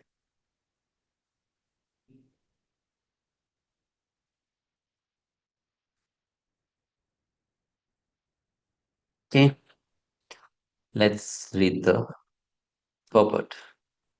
Ratikeli Siddhi Madhaji. Hare Krishna. Purport. In this verse, two different processes of bhakti yoga are indicated. The first applies to one who has actually developed an attachment for Krishna, the Supreme Personality of Godhead, by transcendental love. And the other is for one who has not developed an attachment for the Supreme Person by transcendental love. For this second class, there are different prescribed rules and regulations one can follow to be ultimately elevated to the stage of attachment to Krishna. Bhakti Yoga is the purification of the senses. At the present moment, in material existence, the senses are always impure, being engaged in sense gratification. But by the practice of Bhakti Yoga, these senses can become purified, and in the purified state, they come directly in contact with the Supreme Lord. In this material existence, I may be engaged in some service to some master, but I don't really lovingly serve my master. I simply serve to get some money, and the master also is not in love. He takes service from me and pays me. So there is no question of love. But for spiritual life, one must be elevated to the pure stage of love. That stage of love can be achieved by practice of devotional service performed with the present senses. This love of God is now in a dormant state in everyone's heart, and their love of God is manifested in different ways, but it is contaminated by material association. Now, the heart has to be purified of the material association, and that dormant, natural love for Krishna has to be revived. That is the whole process. To practice the regulative principles of Bhakti Yoga, one should, under the guidance of an expert spiritual master, follow certain principles. One should rise early in the morning, take bath, enter the temple and offer prayers and chant Hare Krishna, then collect flowers to offer to the deity, cook foodstuffs to offer to the deity, take prasadam, and so on. There are various rules and regulations which one should follow, and one should constantly hear Bhagavad-Gita and Srimad Bhagavatam from pure devotees. This practice can help anyone rise to the level of love of God, and then he's sure of his progress into the spiritual kingdom of God. This practice of Bhakti Yoga, under the rules and regulations, with the direction of a spiritual master, will surely bring one to the stage of love of God. Thank you. Hare Krishna. This purport is one of the most amazing purports of Bhagavad Gita because Srila Prabhupada, in a crystal clear manner, explains to us what we should be doing in our life as a sadhaka. You know, it's very clear what you should be doing. Get up early in the morning, take bath, go to the temple, and offer prayers. Then do deity worship, take prasadam. Every day hear Krishna Katha from the right source. And that's all. If you do, you go back home back to Godhead because you become purified by following this process. And what is the point of purification? That I should do everything I do for Krishna completely purely. And completely purely means I don't want anything in return from Krishna. That's called pure service.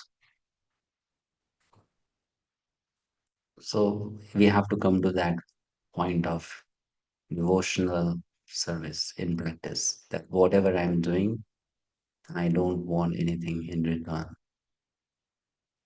We don't have to change the seva. We have to change the attitude in doing the seva. So that's what the process is for. And if that attitude changes and I become a pure servant of Krishna, then my these senses will become purified. And when these senses will become purified, then with the pure senses I'll be able to have sakshat darshan of Krishna.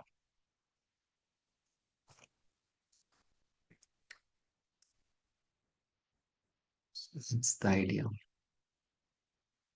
So if you don't engage in bhakti with pure service, then we will not get the result. The result of devotional service will not come to us. Therefore, we have to purify ourselves. And purification basically means purification of conception. And to understand this purification of conception, the best book is Sri Brihad Bhagavatamrita by Sanatana Goswami. It is, you can say, the best Gaudiya Vaishnava book, Brihad Bhagavatamrita. There's no book better than that, which explains in amazing manner what is purifying the conceptions of devotional service. So before we die, at least once we should read that book, Brihad Bhagavatamrita, which means the essence of Srimad Bhagavatam by Sanatana Goswami. So it's amazing. It's a very interesting book. I'm reading it, studying it. Hopefully, by the end of this year, I'll do a course on Brihad Bhagavatamrita. We'll read the whole Brihad Bhagavatamrita and study it. So it's amazing because it has so many interesting stories It has very nice philosophy. So this is amazing. This helps us to look at what it means to purify the internal conceptions. How do you do it? You know? So that's how then you come to the highest level of pure pure nature in service, and that is a success.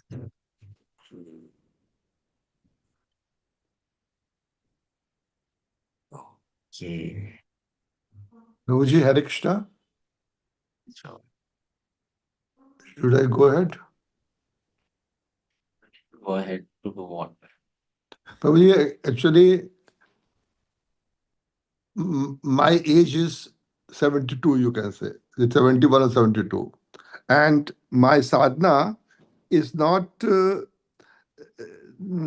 much, it is being a grahastha, it is contaminated by material association or material things. Then, if I think for going back to the Godhead, it looks that this approach is like going beating the ears or anything without any study or thing. Then it's better, I think, that na dhanam na janam na sundari pitam va jagdish mam janmani janmeshu bhavatar bhakti ravati titi. Means I get the birth and again start the bhakti. I should pray, or I should pray for the first thing, that more topmost thing. I should pray for the topmost thing, or I should pray to come back to this bhautik sansar again and again. What should be my We should not pray for either of those things. We should not pray for going back home back to Godhead, or we should not also pray for coming back to this material world. We should pray only for getting the chance to serve Krishna. only seva? Seva. That's all we should pray for. Because he is the master, no? So let him decide where to engage you in seva. So you only pray for seva. That's what pure devotees do. They only pray for seva. They don't pray for go back home back to God and do this, do that. That's what na dhanam na janam actually means. I only want seva, service. So we should be focused on that. We should not be so much focused on whether I'm going back home back to God. Let's say, what is the goal of life? The goal of life is to be happy, no? That is actually the goal of life, correct? So, yes, that is a goal of life, to be happy. That is the only goal of life, to be happy. And you can be only happy if you serve Krishna. So that happiness is obtained even in material world if we engage in Krishna seva. Therefore, there's nothing like, you have to really always pray for going back home back to God. You have to only pray for seva. That's more important than going back Seva home back to automatically may lead to the human life, where I can do bhakti. You see, you are asking for seva, so Krishna will put you in a situation where you can do seva. Now, whether you do seva as a human being or you do seva as a monkey, let Krishna decide that. In monkeys, as monkeys is, these are the Monkeys bhog. also monkeys also did seva, no? In Ramachandra's army, they all had Lord Ramachandra. Correct. So who is better? That monkey is better, or we humans are better? No, in this way, monkeys are better. No. So whatever Krishna makes us, right? So let Krishna decide that. We ask for seva. Okay. Prabhu, just one question. I mean, we always say that we are parts and parcel of Krishna. And here we're not talking about the super soul, right? I mean, we're talking about the personal form of Krishna only, right? Let's leave this subject to future discussions. Okay. But yes, super soul is also Krishna's amsha only. So part and parcel of Krishna can mean part and parcel of Krishna, it can mean part and parcel of super soul. Ultimately, it's Krishna only. Okay. Prabhuji, spoke about the Sri Brihad Bhagavad-Amrita. Is it the one which is translated by His Holiness Bhanu Swami Maharaj? It's translated by many devotees. I mean, there are multiple translators. Bhanu Maharaj has Is there any translated it. suggestion which one Gopi should Paramdhan Prabhu has translated it. I would suggest you don't read it now. You do Bhakti-sastri first. Okay. Because to understand Brihad Bhagavatamrita, you should have some understanding of Bhakti Rasamrita Sindhu. Little bit. You can't just jump into understanding Brihad Bhagavatam. If you read, you may read it now, but then you will only get the story. You'll not get the lessons. So you'll only get the story, like, okay, what is the story in it? But you'll not really understand the essence of the story, what is being conveyed to us. So that's why first we have to read Bhakti Rasamrita Sindhu. Like, if you don't understand rasa, rasa is a word used in poetry, which means, the mellows, then how will you understand a poem? So if you don't understand Bhakti Rasamrita Sindhu, how will you understand the poem Brihad Bhagavatam? Okay, Prabhuji. So after Bhagavad Gita, we have to buy Bhakti Rasamrit Sindhu. For Bhagavad-Gita, there are two more books, and then there is Bhakti Rasamrita Sindhu. Okay. After Bhakti Shastri, we can have your association. Krishna desires, if Krishna desires. Yeah, don't worry, you'll still live for some more time. Actually, Prabhu, I don't want to leave the association after Bhakti Shastri. We will continue. At least twice a week, association is there. Devotees association is always there. But it is no doubt it is on this this mobile or like that. But still, association is too much effective. That if you have got a personal association, that is not supreme, not primary for me. Association is very important. That is very Association is very important. It should always be an association. Let us pray Krishna that association remains after Bhakti Shastri also. Yes, it will always remain. Next question. No, let's go to the next verse. So this is very nice verse, 12.9. You should always read it or study it once in a while. It's a very nice verse. Prabhupada explains us what we are supposed to. Now someone may say, I cannot do sadhana also. Because sadhana also needs, discipline, conviction. There are people like that. They are interested in bhakti, but they are so interested. They have lukewarm interest in bhakti because they are also attached to certain other things and they don't want to give it up. There are people like that, isn't it? Many such people come to our temples who are quite interested in bhakti, but if you tell them, Diksha, follow all the principles, become an iskcon devotee, then they say, no, that much we cannot.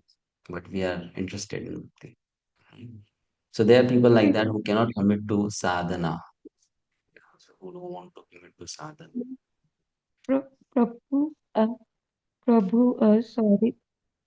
If we are not in association except this Saturday, Sunday, then I am not how? in association on Saturday, Sunday. So many lectures are there, so many books are there. We should read them, hear them. So we'll be in association always. But physical association also matters a lot now, Prabhu. But like If it is for not there, then you should be happy with whatever you get and you should make complete use of it. okay, Physical association matters. Yes, it is true. But if it is not there, then whatever is there, I should make that maximum advantage of it. Right? okay, Prabhu. So what is there? What is there? So what is available to us, that is there. We should make complete advantage of it, use it to a fullest extent. That's what Prabhupada mentioned there in the Prabhupada. You should constantly hear about Krishna he mentioned, right? In the purport, he said one should constantly hear Bhagavad-Gita and Srimad Bhagavatam from pure devotees. Constantly means what? Constantly means always. Even if you are in physical association of pure devotee, will he be always speaking Bhagavatam to you? No, maybe morning class and evening class. But here he doesn't say, he says constantly, which means this hearing should be always there. That means books are there, we should read them. Audio tapes are there, we should listen to them. If live classes are going on, we should sit and listen to that. Actually, when we associate with pure devotees ना प्रभु, that बाण जो है ना पूरा दिल में घुसता है. Oh, वो that is true. That is true. But then, if that arrow has already hit the heart, then why the heart is not changed then? Well, it is what is the problem? changing, but heart is very filled with very bad things. Yeah, that is there. But at the same time, it is also because of not just the bad things, it's also because of our wrong conceptions of what is bhakti. So we have to always correct those conceptions. Because if those conceptions are corrected, then lava matra sadhu sangha sarva siddhi hoy. If those conceptions are wrong, then you may get ages and ages and ages of sadhu sangha. Still, you may not get perfection. So people always talk about, okay, associate with pure devotees, associate with pure devotees. But then your attitude of association should also be correct. If that attitude is correct, even little association can bring you the greatest change. And if that attitude is not correct, you may be with the pure devotee 24 hours a day, 10 years, 20 years, 40 years, still that change may not come. So we don't have to always think about only the physical, we have to also work on the attitude part, right? Because the physical thing is anyway not in your hand, but the attitude thing is in your hand. Physical is not in your hand, no? That is okay, whatever I get, I get. But I can't have more than that, right? But the attitude thing is in my hand. So we have to work on that. That is very much important.